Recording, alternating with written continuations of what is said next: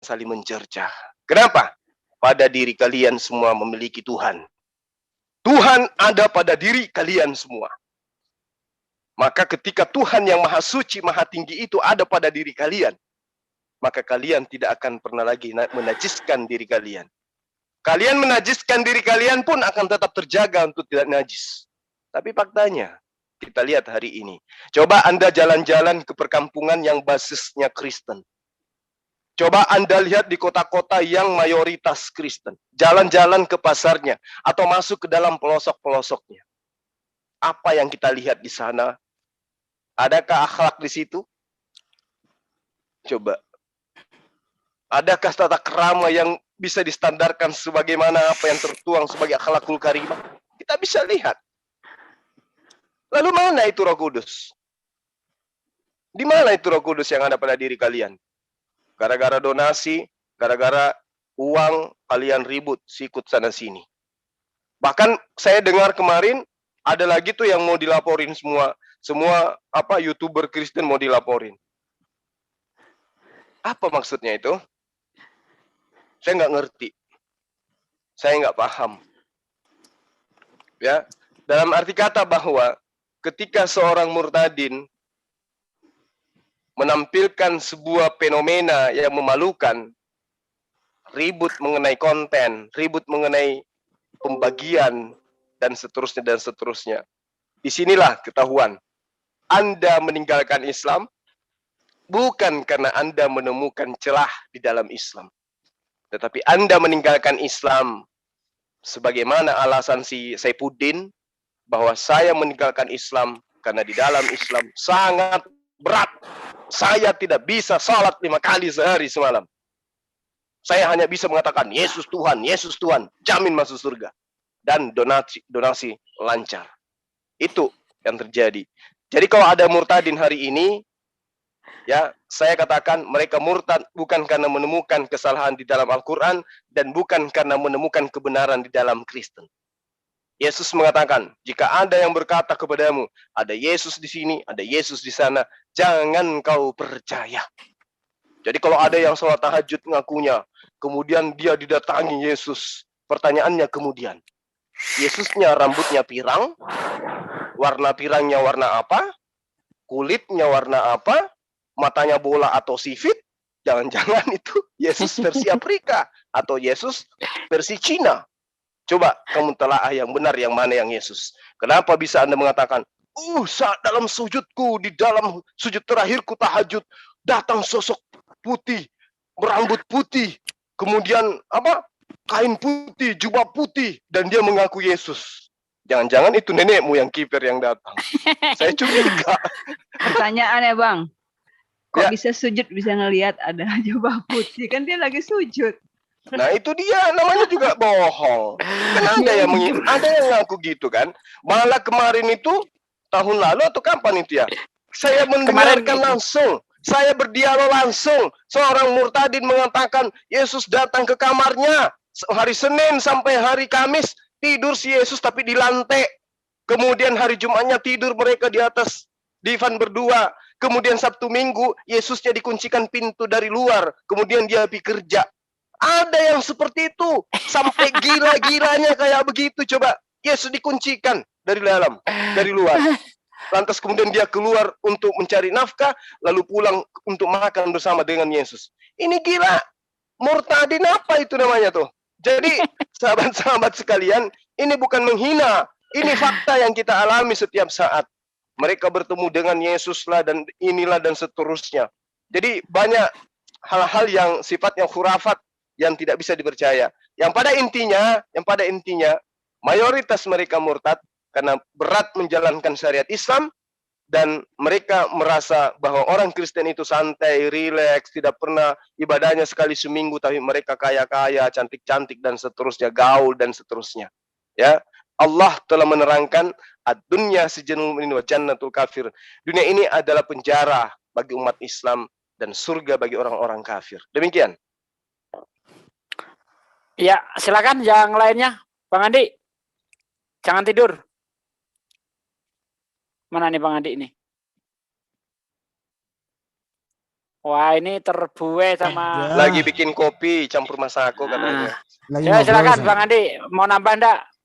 Kalau untuk saya sih, karena murid saya Zulkifli Abbas sudah mewakili saya, ya saya percayakan ke murid lah, kan gitu ya. Kalau saya tambahin lagi nanti semakin banyak gitu. Yang penting adalah kita sebagai umat muslim ya bersyukur menjadi seorang muslim itu. Tolong menolong tanpa tolong menolong tanpa pamrih. Kalau mereka kan ya harus ada sesuatu di dalamnya gitu. Nah yang problem adalah ini si Usman Effendi ini gitu udah murtad, ketemu idamannya, kemudian diperlakukan dengan tidak adil. Mestinya dia harus ngaca dan apa ya namanya ya, kok saya jadi murtad ya, saya menambahkan sesuatu keinginan saya nggak tercapai. Seperti inilah seorang murtadin tidak bekerja sama dengan baik. Adapun kalau bekerja sama harus ada saling keuntungan di dalamnya gitu. Nah kalau nggak ada saling keuntungan ya saling seperti inilah jadinya gitu. Mestinya orang Aceh kan ini ya, mestinya dari kalau dia benar-benar berdarah Aceh ya mestinya saya himbau ya, kembalilah ke jalan yang benar sebelum ajal menjemput. Karena apa? Anda dalam posisi seorang Kristen sekarang ini, Anda salah menerjemahkan siapa itu Tuhanmu. Anda salah menerjemahkan bahwa di Bible itu tidak semua firman Tuhan. Anda salah menerjemahkan ke arah mana Anda akan hidup. Anda salah menerjemahkan kehidupan Anda sehari-hari yang tidak ada ukurannya, tidak ada panduannya. Panduan apa sih seorang Kristen itu? Hanya ajaran kasih saja gitu. Itu saja. Bagaimana cara beribadah? Tidak ada ajaran Yesus mengajarkan Kristen itu beribadah seperti ini, nggak ada. Orang Yesus ngajar 3 tahun setengah kok. Mana lengkap? Mana mungkin seorang nabi ngajar lengkap? Kan Yesus berpesan. Masih banyak yang ingin kusampaikan kepada kalian. Kalian belum sanggup menanggungnya gitu. Dia izin pergi loh. Dan akan datang seorang penolong yang lainnya, itu roh kebenaran gitu. Masa sih roh kebenaran sesudah Yesus datang lu gak percaya?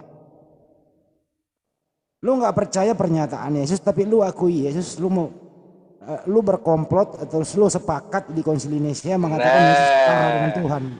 Nah, ini giliran saya bertanya nih ke Bang Handi nih. Iya, waduh saya jadi narasumber nih, monggo. Iya, Salahnya ngaku guru. saya tanya dulu dia Bang. Saya mau uji dulu dia masih punya obat atau udah kehabisan obat nih orang nih. Saya mau tanya. Saudara selalu mengatakan bahwa Maria itu melahirkan manusia, betul? Betul.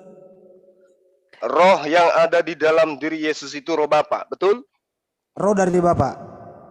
Roh yang ada di dalam diri Yesus itu adalah roh Bapa, betul? Kalau menurut mereka roh Bapa, tapi menurut kami roh dari Bapa. Saya tanya Anda dulu. Ya jangan Anda mengkristenkan saya dong di sini. Anda dulu pernah mengatakan bahwa roh yang ada di dalam diri Yesus itu ikut netek. Menurut mereka ya pasti membantu Yesus. Kalau soalnya nggak ada roh dalam diri Yesus, artinya mayat netek. Berarti ada rohnya ya hidup. Berarti pernah enggak Anda berdiskusi dengan mereka dengan mereka menjawab bahwa roh yang ada pada diri Yesus itu adalah roh Bapa? Semua menyatakan roh Bapa yang ada dalam diri Yesus. Berarti roh Bapa itu bisa disebut dengan sebutan Roh Kudus, betul? Bisa juga. Nah, di dalam Yohanes 14 ayat 26 ya, dan juga di dalam Yohanes 14 dikatakan bahwa aku akan pergi kepada Bapa dan aku akan minta agar Bapa mengutus penolong lain. Betul. Lalu kemudian di dalam Yohanes 16 juga dikatakan bahwa Yohanes 14 bahwa Roh Kudus itu tidak akan datang kalau aku belum pergi. Betul? Betul. Roh Kudus itu tidak akan datang kalau aku belum pergi. Betul? Betul. Yang mengatakan itu siapa? Yesus. Yang berbicara itu jasadnya atau rohnya? Jasadnya. Dan roh. Rohnya jasad bisa berkata tanpa roh. Tidak bisa. Berarti yang berkata itu juga rohnya. Rohnya membantu jasad. Ya, rohnya Yesus itu roh apa tadi? Roh Bapa menurut mereka. Roh Kudus. Roh Kudus. Yang berbicara bahwa aku akan pergi, namun Roh Kudus itu datang apabila aku pergi. Roh Kudus itu tidak akan datang sebelum aku pergi. Siapa yang mengatakan itu? Roh Kudus. Roh Kudus. Jadi Roh Kudus harus pergi dulu baru datang Roh Kudus. Betul. Anda masih waras. Saya mengikuti pendapat mereka. Jadi Anda tidak mungkin pada waktu bersamaan Anda Kristen dan Anda dalam keadaan waras. Enggak mungkin. Betul? Betul. Betul. Dalam diri Yesus itu ada Roh Kudus. Betul? Betul. Dan Roh Kudus itu tidak akan datang kalau Roh Kudus belum pergi. Betul? Betul. Anda butuh kombantrin. Astagfirullahaladzim. Berat Bang. Jadi inilah, Masya Allah. inilah yang sering saya dialogkan sama mereka. Gitu Bang Juma. Inilah. Itu sama kayak Antimo dikasih cap tikus itu. Inilah saya sering diskusi sama mereka dengan standar-standar gampang-gampang saja gitu loh. Menurut mereka Bang Handi ini kalau dialog kok kelas anak 3 SD. Justru inilah pondasinya bahwa sumber dari ini semua adalah Yesus. Yang Anda katakan setara dengan Tuhan, padahal Yesus adalah pernah dikandung sama ibunya. Terus kemudian Bunda Maria melahirkan Tuhan, Lukas 2 ayat 11 gitu. Pada hari ini telah lahir bagimu juru selamat Kristus Tuhan di kota Daud. Artinya Bunda Maria melahirkan Tuhan. Betul apa salah? Kata swasta betul, kata yang lain-lain betul. Artinya Bunda Maria apa betul menggendong Tuhan? Betul. Apakah Tuhan disembah? Betul. Apakah Bunda Maria menggendong anaknya yang Tuhan ini menyembah juga kepada bayi ini? Betul. Artinya Tuhannya pernah bayi. Dan tergantung nutrisi gizi ibunya begitu.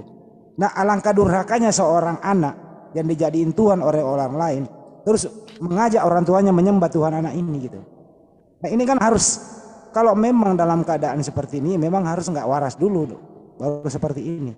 Tapi kalau seorang yang waras, makanya tujuan saya itu mewaraskan mereka supaya meninggalkan. Kenapa mesti ada bayi dianggap Tuhan? Kira-kira begitu Bang Juma.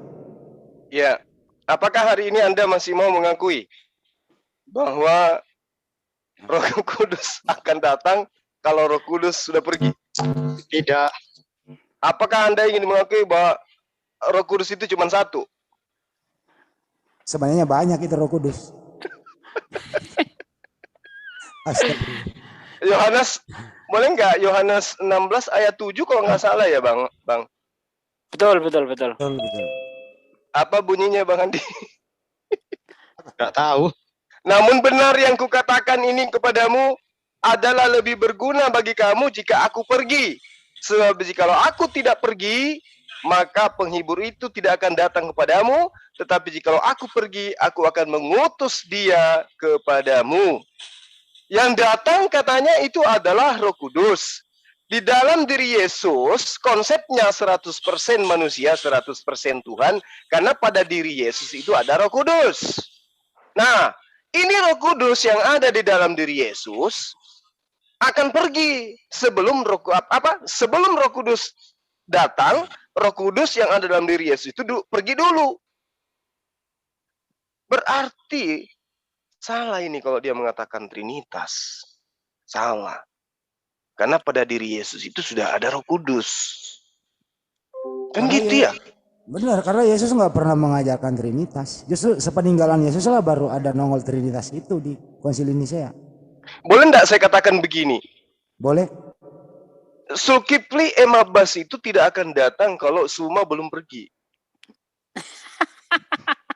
Itu masako campur terigu itu. Sulkifli Emabas tidak akan datang kalau si Suma belum pergi. Artinya, ketika mereka mengatakan Trinitas itu adalah satu, Tuhan mereka satu, tapi tiga pribadi satu hakikat, disitulah kekacauan mereka.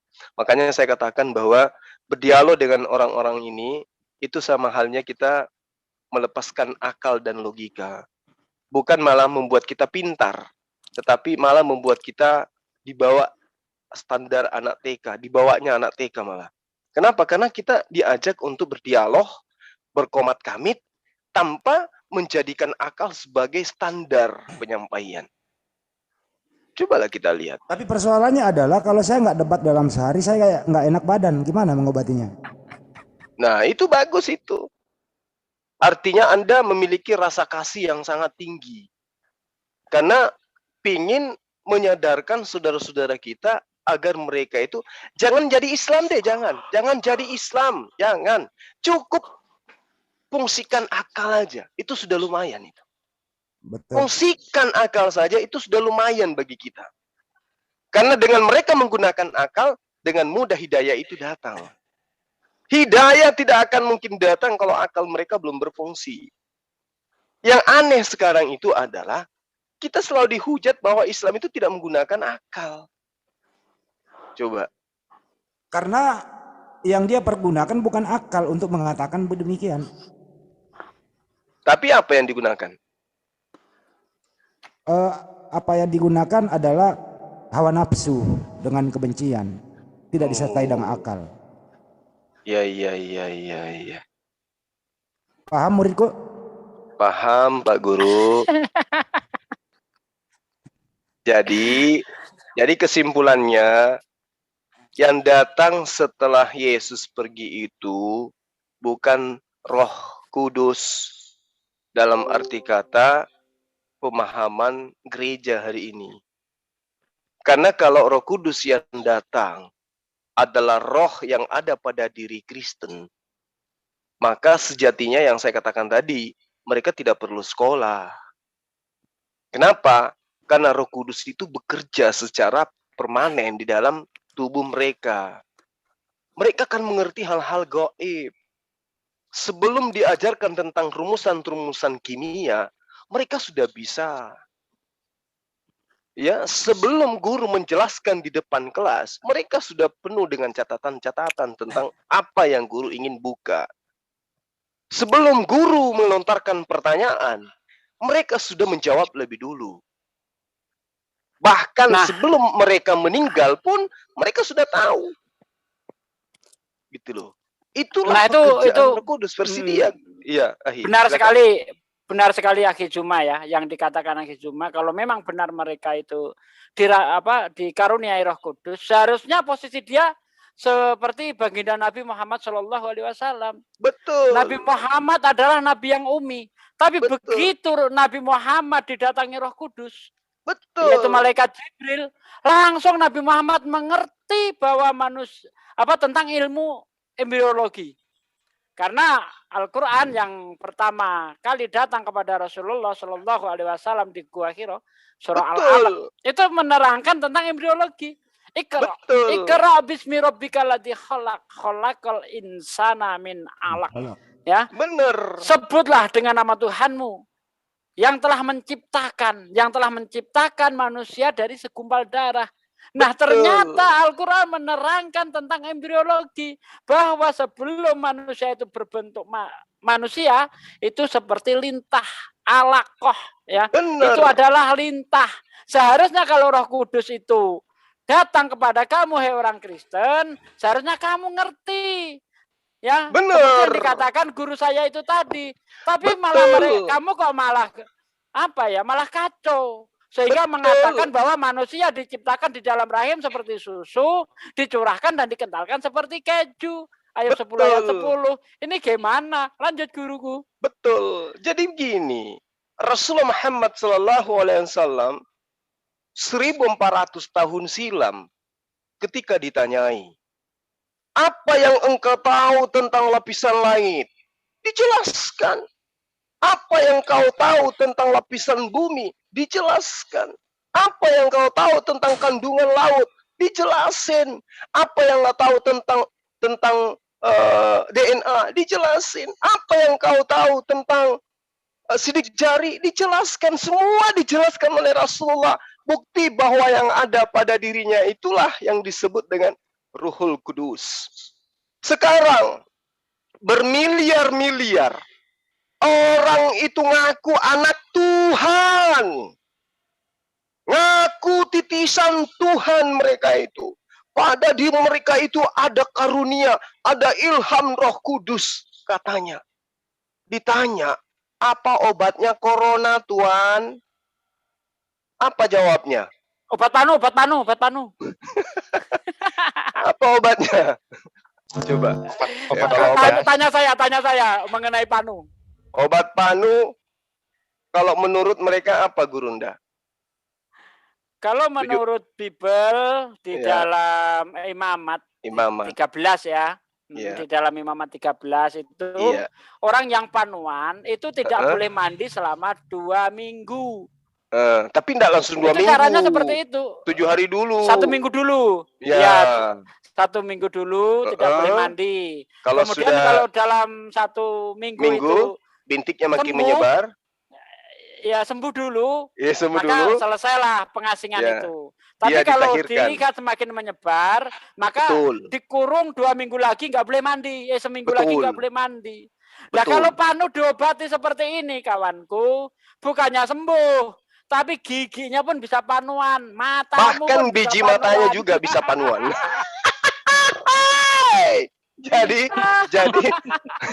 jadi kata Yesus, ya, kata Yesus, dia akan mengajarkan segala sesuatunya, kan gitu ya.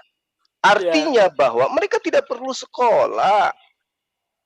Mereka akan menjadi ilmuwan semua, mereka akan menjadi pakar semua.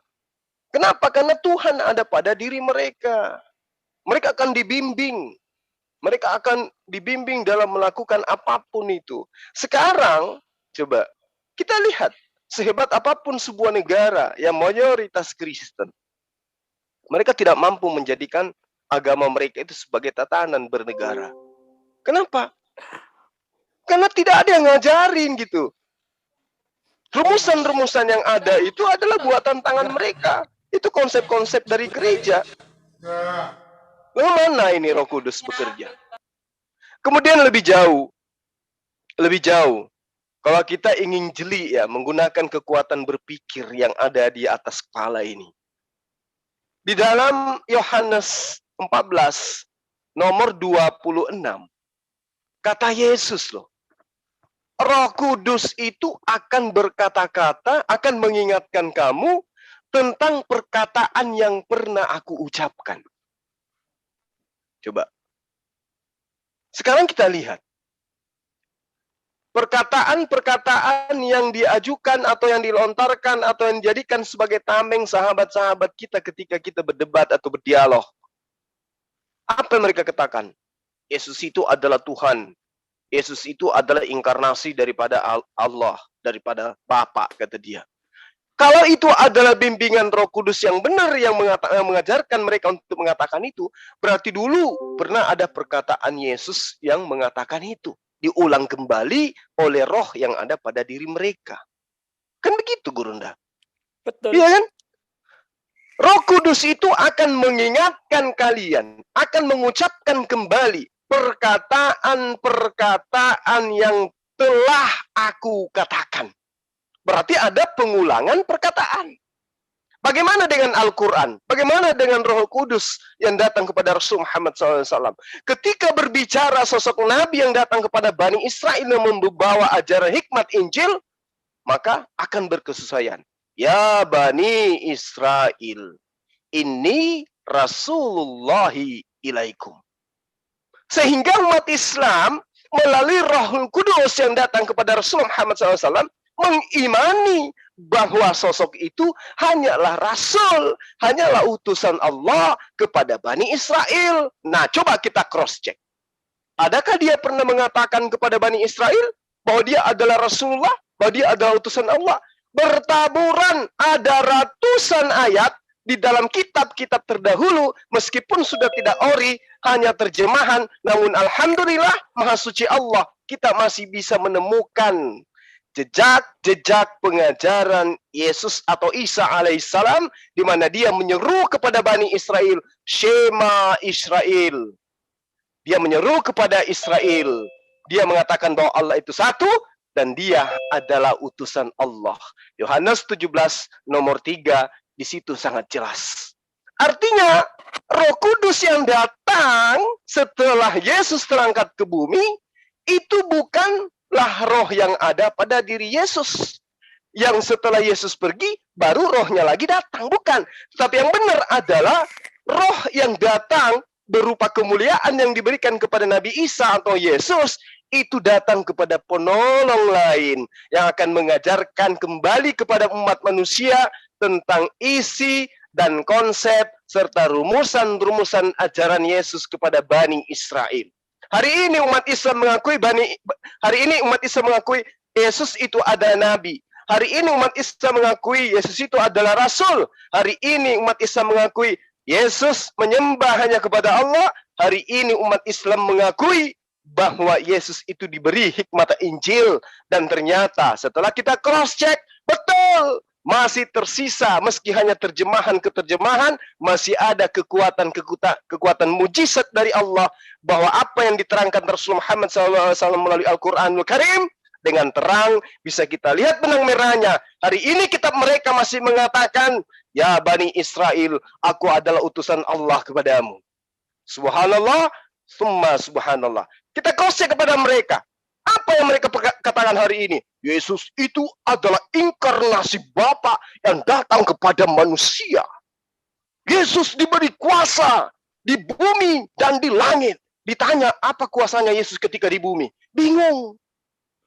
Apa kuasanya Yesus ketika di langit? Bingung. Coba, Yesus adalah raja di atas raja. Apa nama kerajaannya? Siapa pemerintahannya? Siapa prajuritnya? Apa nama tahtanya? Bingung. Kenapa? Karena yang mengajarkan mereka adalah yang berpesan kepada mereka di dalam kitab mereka. Jika benar engkau adalah anak Allah, maka buanglah dirimu ke bawah, karena ada yang tertulis, Dia akan mengutus malaikat-malaikatnya agar menatang engkau di tangannya. Siapa yang mengatakan itu? Iblis. Kalau ditanya, kita mau dilaporin. Semua mengatakan iblis yang mengajarkan Kristen bahwa Yesus itu adalah anak Tuhan. Padahal dalil dalam kitab mereka terang sekali. Bahkan iblis yang datang menyembah kepada Yesus. Di dalam kitab mereka. Lukas iblis 8 datang. Benar kan Gurunda? Betul. Lukas 8 iblis 28. datang menyembah kepada Yesus. Hari ini umat Islam tidak pernah menyembah Yesus. Orang Kristen hari ini berbondong-bondong menyembah Yesus. Sekarang pertanyaannya, Kristen ini pengikut Yesus menyembahnya kepada Allah atau pengikut iblis yang menyembah kepada Yesus? Silakan Anda pilih. Bukti, dalil, data ada. Kita tidak muluk-muluk, kita bukan memfitnah, kita bukan menghujat. Kehadiran kita hanya untuk menolong mereka sebagai pembawa peringatan. Bukan menghujat, bukan menyudutkan. Untuk menyadarkan, untuk memberikan sedikit sentilan terhadap akal yang diberikan oleh Allah. Agar mereka fungsikan dengan baik. Bahwa menyembah kepada sesama manusia yang hanya diberi sedikit saja mujizat oleh Allah. Itu adalah merupakan perbuatan yang bisa menyebabkan mereka kekal di neraka. Kenapa sih tidak mau jujur? Cukup saja mengatakan Yesus itu 100% manusia. Lah kalau sudah 100% manusia, berarti tidak ada, jangankan 100% Tuhan, untuk 0,1 aja nggak bisa, karena sudah full 100. Bagaimana mungkin Anda bisa mengatakan gula itu 100% gula, kalau masih ada di dalamnya 0,1% pasir? Nggak bisa. Ketika mulut Anda sudah mengatakan Yesus itu 100% manusia, sudah, titik, tolong gunakan akal Anda. Sudah penuh dia itu menjadi manusia dan tidak ada pada dirinya unsur hewan, tidak ada pada dirinya unsur tumbuhan, tidak ada pada dirinya unsur malaikat, apalagi unsur ketuhanan. Kecuali Anda mengatakan Yesus 50% manusia, 50% Tuhan, baru bisa masuk logika. Tapi kalau Anda mengatakan 100% manusia, 100% Tuhan. Wow. Kalau begitu, berarti jangan salahkan kami umat Islam ketika kami mengatakan Yesus punya anak karena dia beristri. Kenapa dia beristri? Kenapa dia punya anak? Karena dia menurut Anda 100% manusia. Kan jelas. Anda sendiri yang menuding. Dia 100% manusia. Kalau dia 100% manusia, maka sebagai manusia, laki-laki normal, dia punya senjata, harus difungsikan dengan baik, dia normal, tidak cacat, maka dia pasti nikah. Dia pasti kawin. Karena dia 100% manusia. Adapun 100% Tuhan, bawa pulang kampung, Anda gunakan baik-baik. Anda menjadikan apapun itu yang 100% Tuhan. Silakan Anda ribut dengan itu. Yang pasti Anda sudah mengatakan 100% manusia, maka kami menolong Anda untuk mengatakan dia nikah, dia punya anak. Saya kira begitu, Murunda, ya. Seperti apa yang saya katakan tadi, bahwa tidak akan mungkin dalam waktu bersamaan orang ini dalam keadaan waras, di sisi yang bersamaan juga mereka menyembah kepada manusia. Demikian.